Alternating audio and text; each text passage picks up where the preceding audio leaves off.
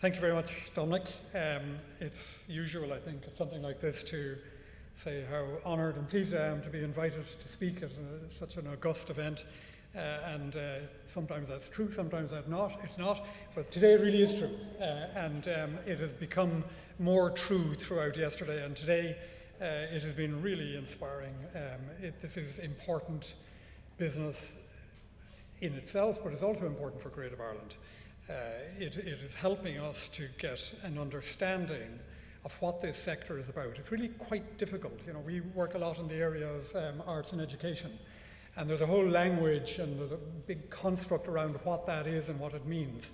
And it's easy for us to insert ourselves into that and to do something about it. Arts and health, or creativity and health, creativity, well-being and health, it's more difficult.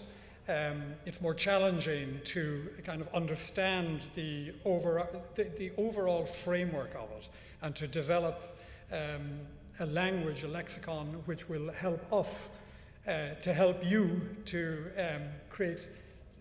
to add coherence to what it is that you're doing and to be of some benefit to you. So, and also because of the last couple of days have been so interesting, it has really messed up my slides, because they're no good really. I've decided that most of them I can easily skip and not bother you with, because a lot of it was really what Creative Ireland is all about. But I think I do need to do a little bit about what Creative Ireland is about, because you need to understand it. Now, and I think I'll start by saying where it came from. For those of you who don't know, it came from the 1916 commemoration. Now, why did it come from that? It came from that because the real big lessons from the 1916 commemoration was that arts and culture was what made it a successful year. There were three things, I suppose. First of all, it was big. It was a really big year, which we tried to include and did manage to include everyone, every school in the country, every local authority, I think every arts group, communities within local authority areas. That's what made it so successful. It's what took it away from maybe little sections that just thought they might like to own this thing, or other little sections that thought they might like to excoriate this thing. It actually became a widespread, enjoyable reflection on our culture, on our identity, on what it means to be us, what our history means. So that's where it came from. So that lesson that arts, culture could be really meaningful in terms of uniting people and creating a collective sense of well-being, that's what Creative Ireland started as. And for a while it was just a label, Creative Ireland, nice idea, nice words, everybody wants to be creative, we all love Ireland, but we decided we needed to put legs under it. And in putting legs under it, we decided we would make it a multi-spectral program. So Pillar 1, children and young people.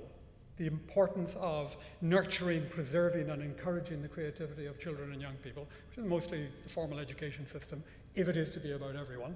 Pillar 2 is about community or communities. So it's programs that we run run by the local authorities, we facilitate them. But it could be other communities of interest as well, such as this. Pillar 3 then is about cultural infrastructure, and that means really what is cultural and creative infrastructure now? Not in the 20th century or the 19th century. What is it now, and what kind of cultural infrastructure do we need to really foster creativity? Pillar 4 is about the creative industries, the links between the arts and industry, and the things that we should be really good at in this country. And then Pillar 5 is an outward-looking piece about how do we represent ourselves, which is important, because the way we represent ourselves is important in terms of how we speak about ourselves. How we speak about ourselves does influence the kind of things that we do. So that's where it came from. So I'll just to talk briefly, what is Creative Ireland? I'm going to talk a bit about definitions and try to be precise, because I think it is really important with a program like this that there is some precision of meaning. And I can't say that we've fully resolved it or worked it out. We're still kind of tweaking. Creative Ireland is something that emerged out of the blue, just like that, terribly fast. We just got going with programs of activity almost before we had decided what it is.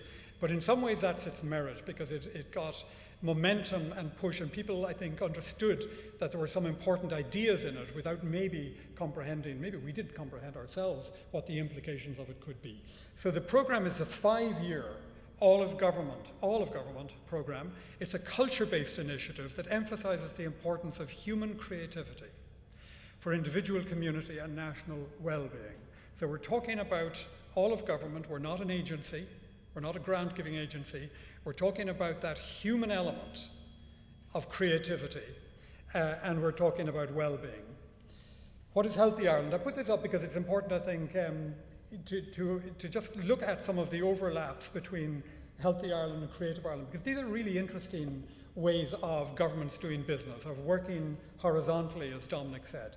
There is huge potential in it. I mean, Creative Ireland has got this mandate from all of government to do extraordinary things. I mean, the statements of ambition are really very high, and they are kind of pre-endorsed by government, which means we can go along with programs and say, well, look, you know, government has already subscribed to the big idea here, so now we must be able to deliver the programs that can contribute to the big idea. So Healthy Ireland, also a government-led initiative aiming to create a society where everyone can enjoy physical and mental health and well-being. I'm not going to go on to that because I'm stealing somebody's thunder, but well-being again. And then expanding on it again, the All of Ireland initiative to mainstream creativity in the life of the nation, about realising our full creative potential. Healthy Ireland, a whole of government, whole of society approach to improving health and well-being and the quality of people's lives. So, well-being, what is that? And you know, we really do need, I think, to think about that.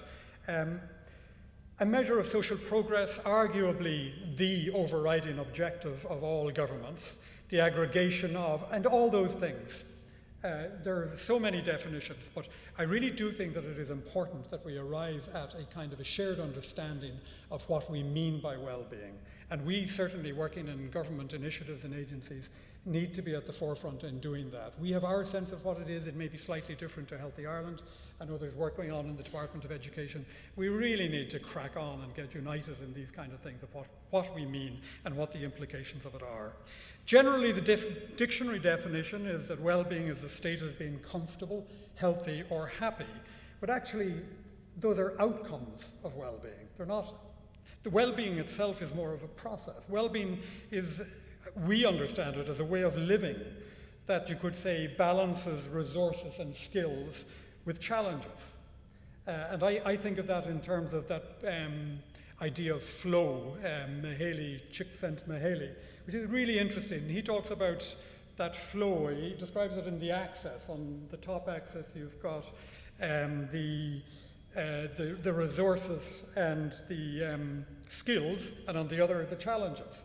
And as resources increase and as challenges, if you're going to be in flow, you need to be increasing your level of output, responding to the degree of challenge. So he has this axis, and then there's this channel going from left to right, which is the channel we all need to be in if we're to experience well-being.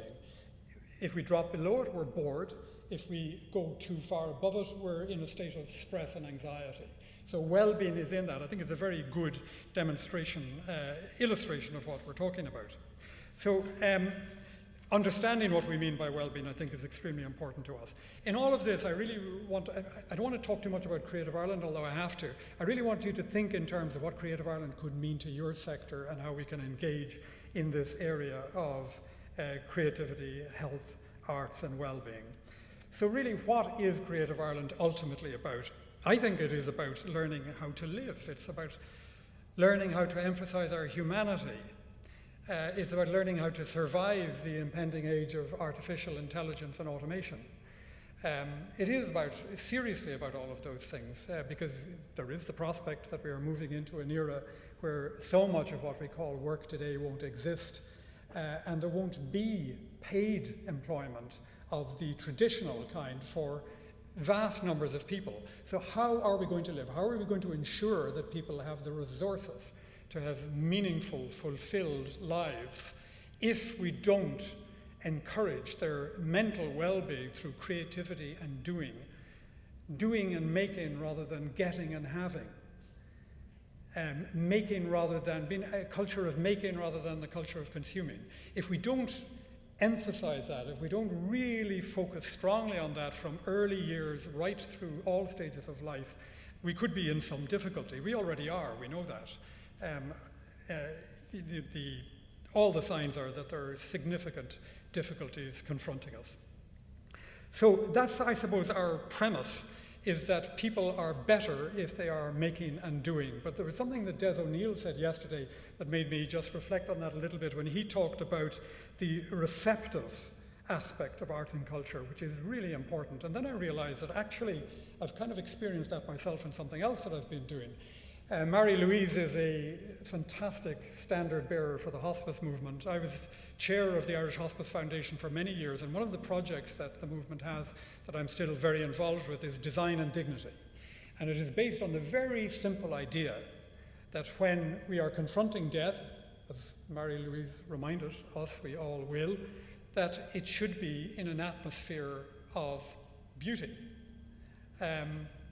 of ease, and that, I mean, it is extraordinary to think that in the 21st century, people are dying, they're spending their final days when they are beyond cure in acute hospital wards surrounded by a pink curtain with maybe a television blaring 1 bed below or 2 beds below, and that relatives will get the belongings of their loved ones in a black plastic bag.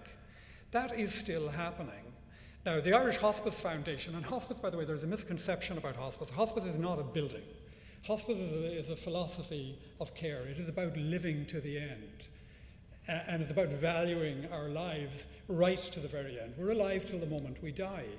My mother, who is seriously ill in hospital at 90 or whatever, 90-something, she is still the person that she always was. She is just very close to death. So, and hospitium comes from the Latin of welcome. The hospice, the place where we go to end our lives, is a place that we are welcomed to. That's what hospice is about. So this program, Design and Dignity, is hugely important, not just for the dying person, but also for the relatives, for the friends, and crucially for the staff.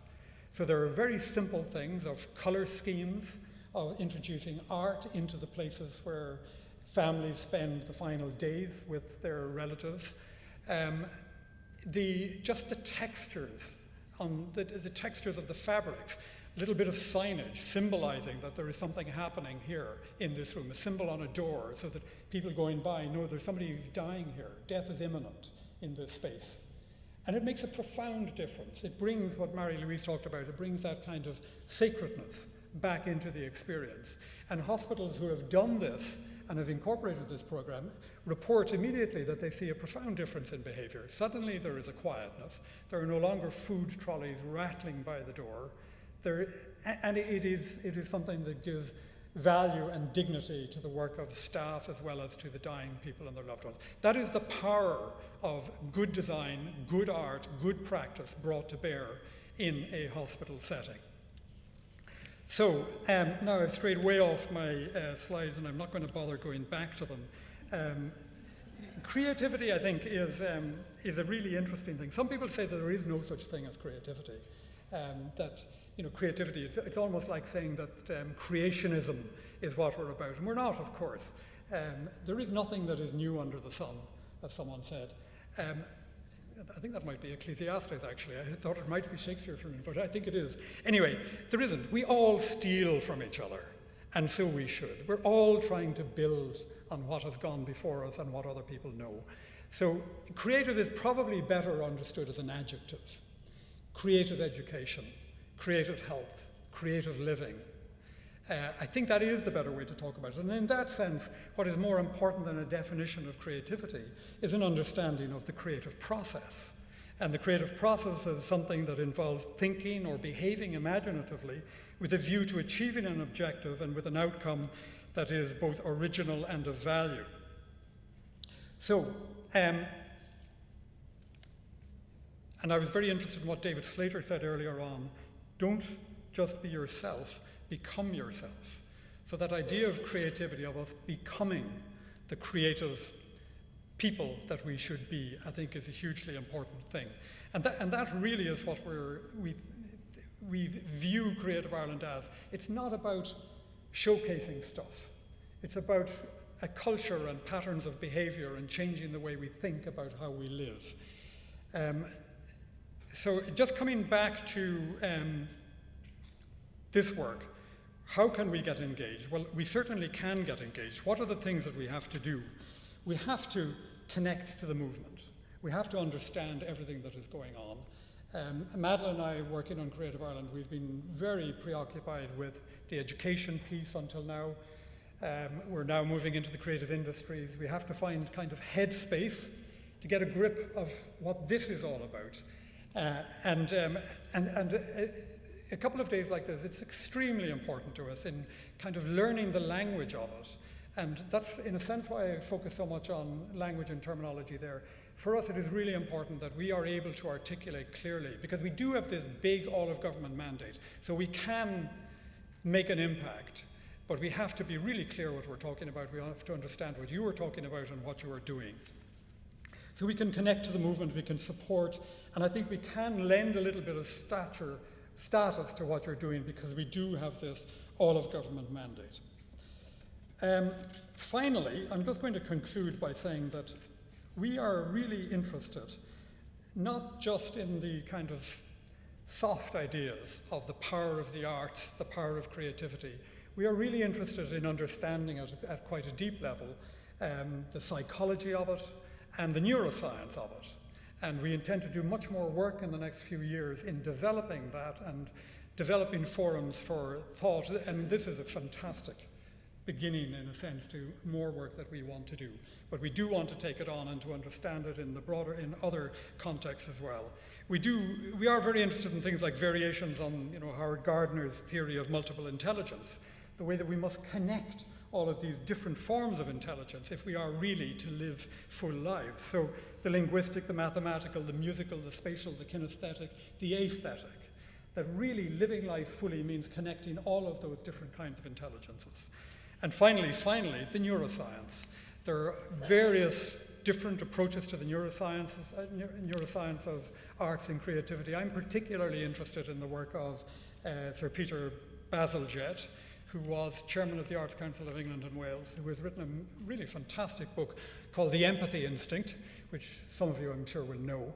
But it is really interesting that MRI scanning, magnetic resonance imaging, is now identifying specific areas of the brain that trigger the empathy instinct and tracking how arts and culture are particular triggers for that empathy instinct. And in a sense, if I can finish on this one, really that is what it's all about. It is about the power of arts and culture, as it happened with our 2016 celebration, to bring people together, to create that empathy. If people are singing together, making things together, doing stuff together, they are developing an empathetic response to each other. And people who feel that empathetic response to other people cannot create conflict with them. They cannot dislike them. They cannot hate them. So that is hugely important. Empathy really is much misused and maybe overused words, and sometimes people confuse empathy with sympathy.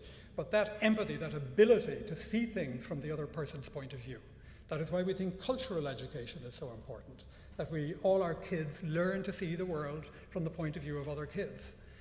But if we can do that, if we can really build empathy into our schools and into our communities and into the sort of national dialogue of how we do things, it all becomes obvious then what we should do.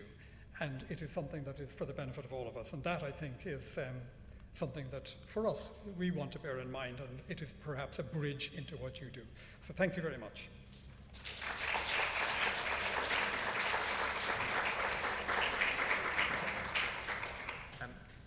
Thank you, Michael. There's a huge amount in short spaces of time. Everything from belonging and othering to the neuroscience of creativity, and now the neuroscience of awe, and the work that we do in the San Francisco part of the Global Brain Health Institute. People are looking at awe, and awe comes to you in two ways. It comes because you look at landscapes and play time in nature, but it also comes from things like looking at paintings and picture. And on the other hand, Bazalgette's great-grandfather was responsible for fresh water.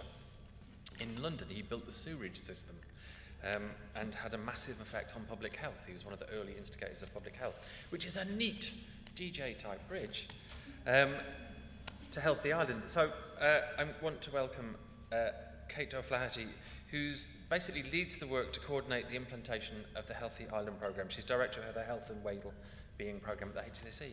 Kate.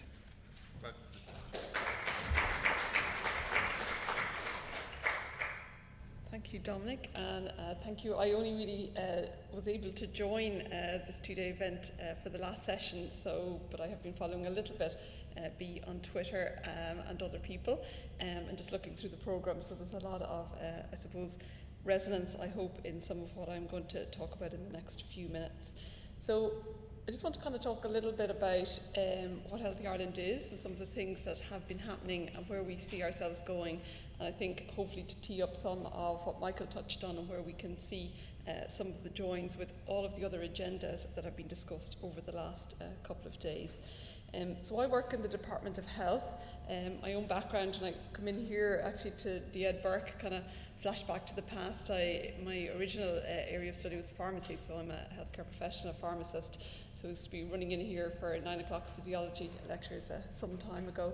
And then I've also worked in media and communications, and then about almost 5 years ago I became a civil servant when I started working in the Department of Health. So I found my work in the last few years, when you come from different perspectives, it gives you, I suppose, a very interesting view on not only your own progress but what's happening around you, and maybe an understanding of other people's perspectives. So the Healthy Ireland framework, approved by government just around 5 years ago, and the basis of it is that Ireland, no more than pretty much every other country in the world, is very concerned about, I suppose, what they call the rise in chronic disease. We are living longer, and that is a really good thing, and I think something that maybe we need to celebrate a bit more. Sometimes when we talk about our ageing population and about us living longer, it kind of sounds like a problem that we have. But that burden of chronic disease and the things that come with an ageing population translates a lot of the time into healthcare costs in our world, but it's also about quality of life costs because of that chronic disease. And you're here, I suppose, over the last couple of days and maybe having a focus around the chronic disease that is dementia, cancer, heart disease. We know that a good percentage of all of those are preventable. In terms of at an individual level, your risk can be reduced, but when you're looking at a population, 30, 40, 50% of that can actually be prevented. The other really, really important piece, and I think it's been touched on a lot, and I really enjoyed Alex's presentation in particular, and I like that picture that she drew of all the bits when you're trying to do a whole of government, whole of society piece. The recognition of those determinants of health, and you probably have heard in the last couple of days a bit about the social determinants of health, the things that maybe make it easier or harder for people to be healthier. So I guess where you're born, where you live, where you grow up, education, employment, all of those kind of things. We call them the social and environmental determinants of health because they can impact on your health and well-being and your quality of life.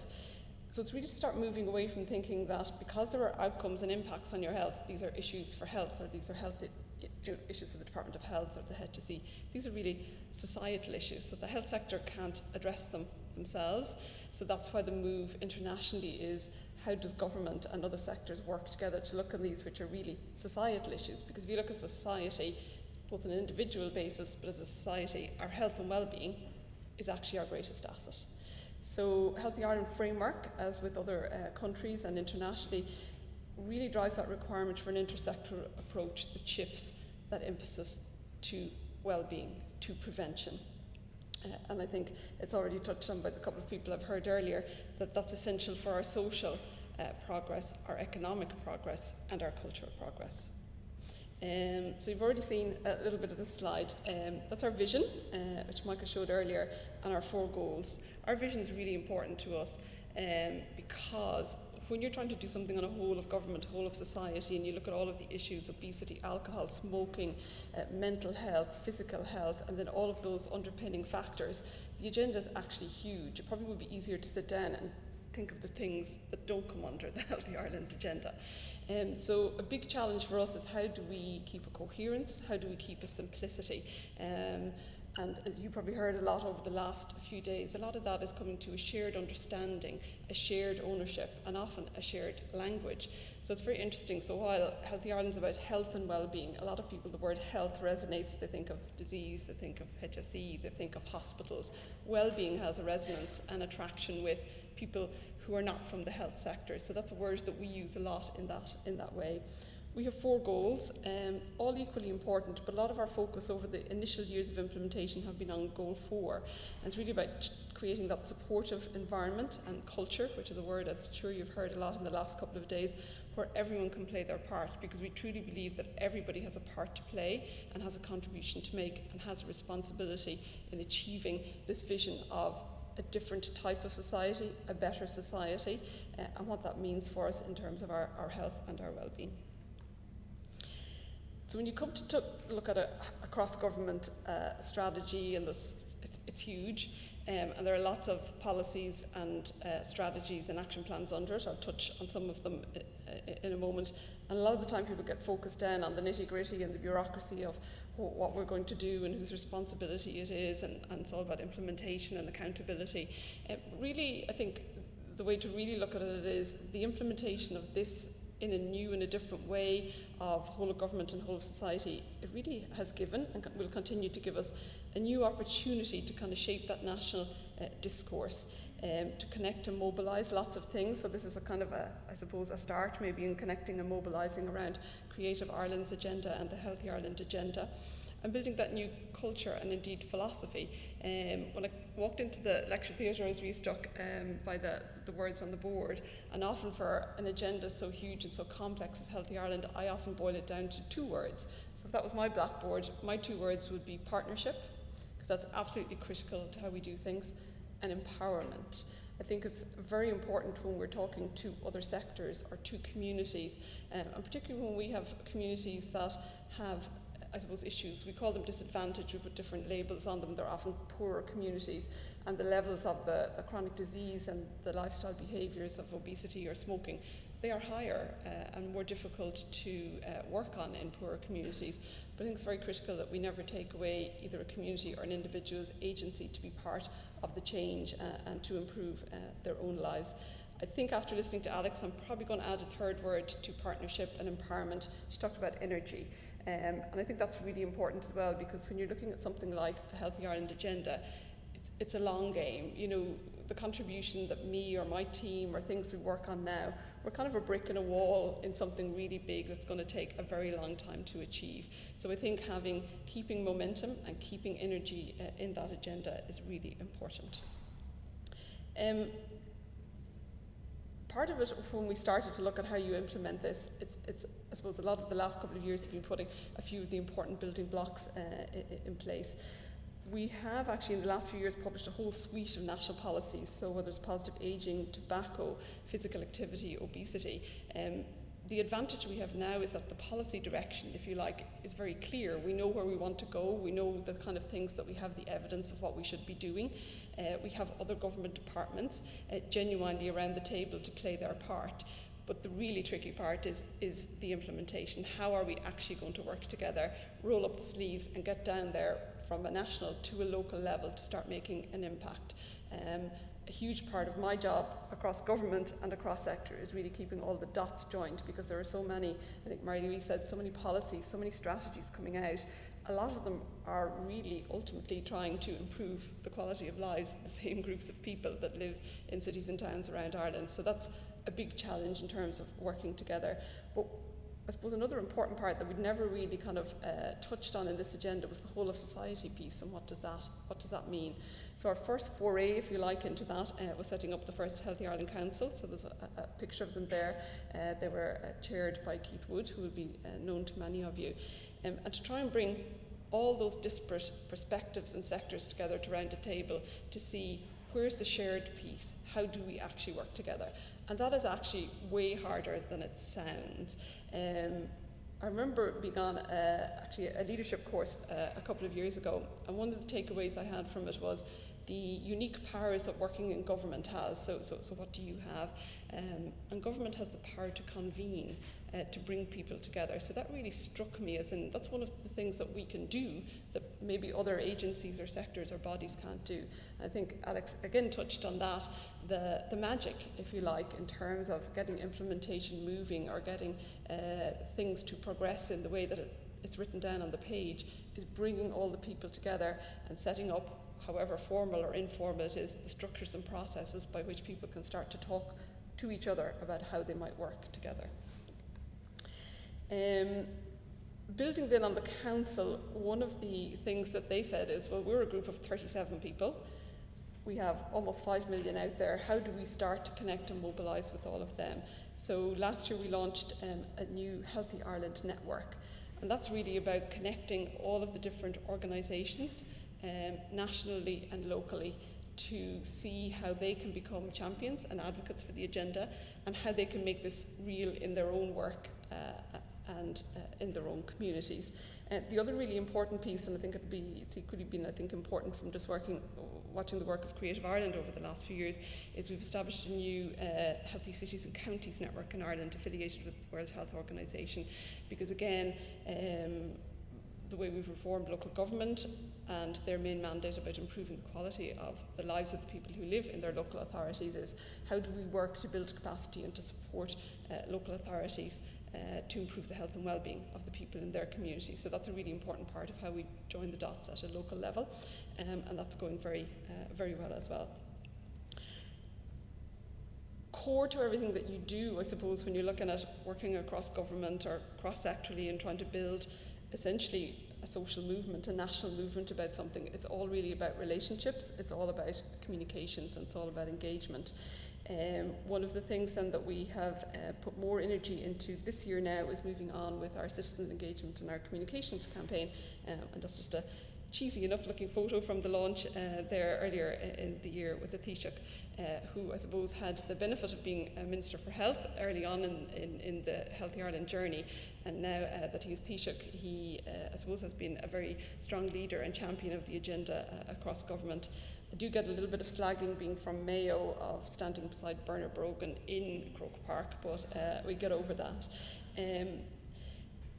It's been really interesting in terms of communication and citizen engagement, because a lot of our work is meeting organisations, whether it's government departments or other sectors or people who want to be involved. And the thing that strikes me again and again is the energy, the passion, the positivity, the interest that people have in being part of this. So a communications campaign is going to be one of our ways of trying to keep the dots joined on that, keep our messages simple and clear, and making everybody feel that they're part of this big thing that is working towards this shared vision of things that we want to improve.